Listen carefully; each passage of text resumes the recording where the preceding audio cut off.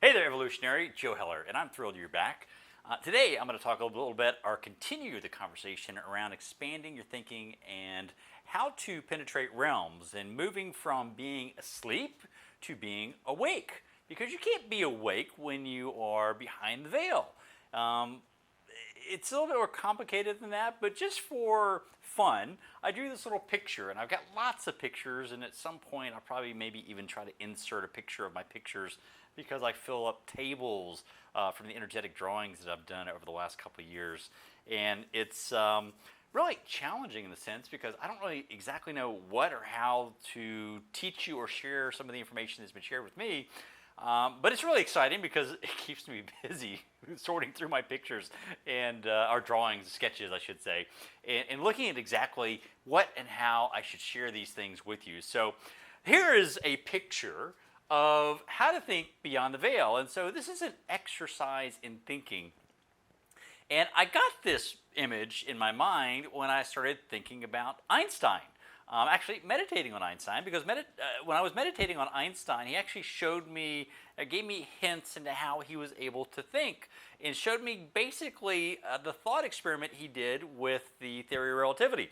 Now, I'm not going to go down that rabbit hole because it's a little bit more complex, but I do want to share with you something that I kind of created, which I think will help you understand how to think in a different manner. Matter of fact, I don't think, I know it will. So think is the key word, right?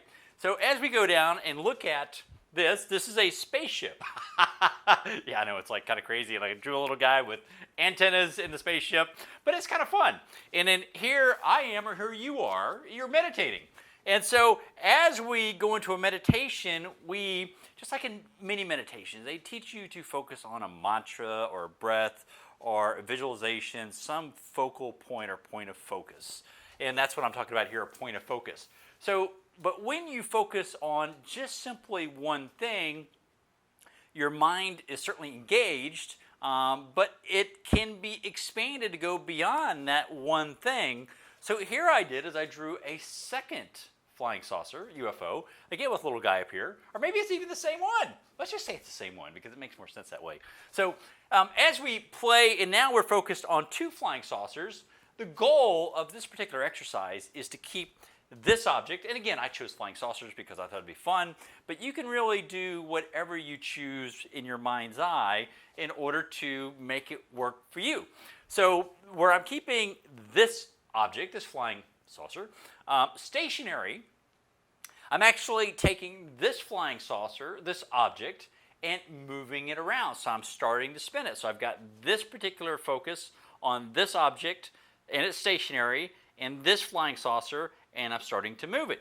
Now, what I'm also trying to do here, and what I'm not actually trying, I'm actually doing in my mind, is I'm moving this flying saucer, and I'm moving and flying it around while I am holding this one stationary.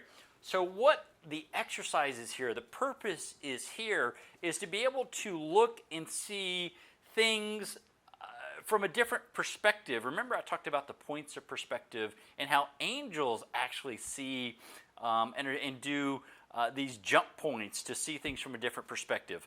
So this is essentially a simpler way, I think, to look at jump points. So as I'm focusing here and here from this perspective, now what I've done is I've moved up here to this perspective. Now I'm observing myself, observing the stationary as well as the moving object, as well as I can really kind of go out in a multiple of constructs and see myself, watching myself, observing myself, and I can actually put in and play with different movable stationary constructs at each level of this, because what I'm doing is I'm going beyond a physical 3D veil, and I'm teaching my mind how to look beyond the veil and then look back at the veil, so I am becoming the observer, observing the observed, observing the observer, who is the observed now. And so you can kind of carry that out multiple ways, but instead of just seeing a singular observer, I've actually got different facets, or like I said, a stationary object and a moving object, which I am still playing around with within this video.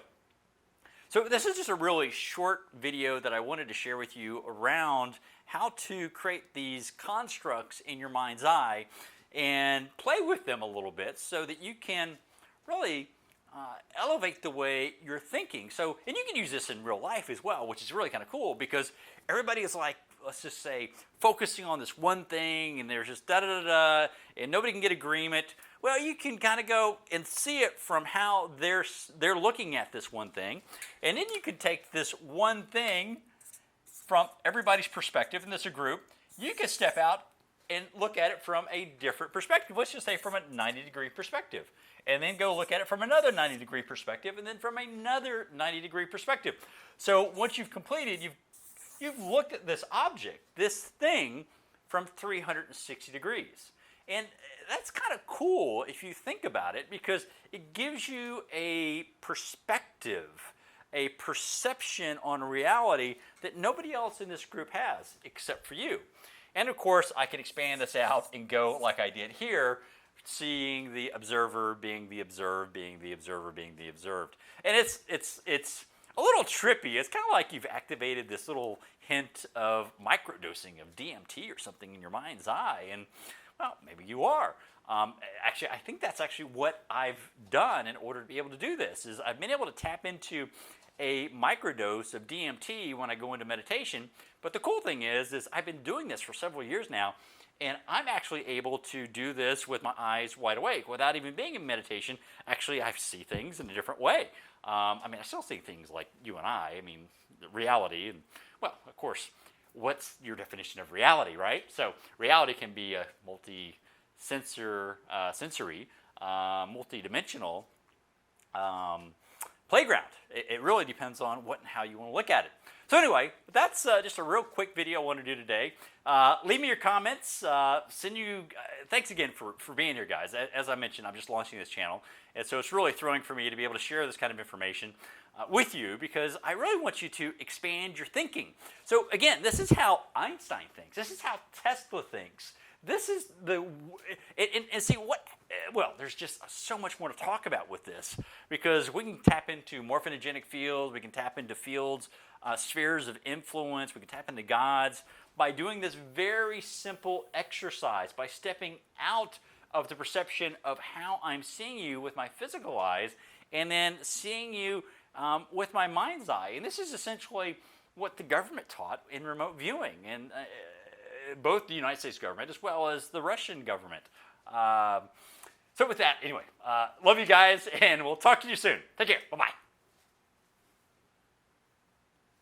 I can't turn this off.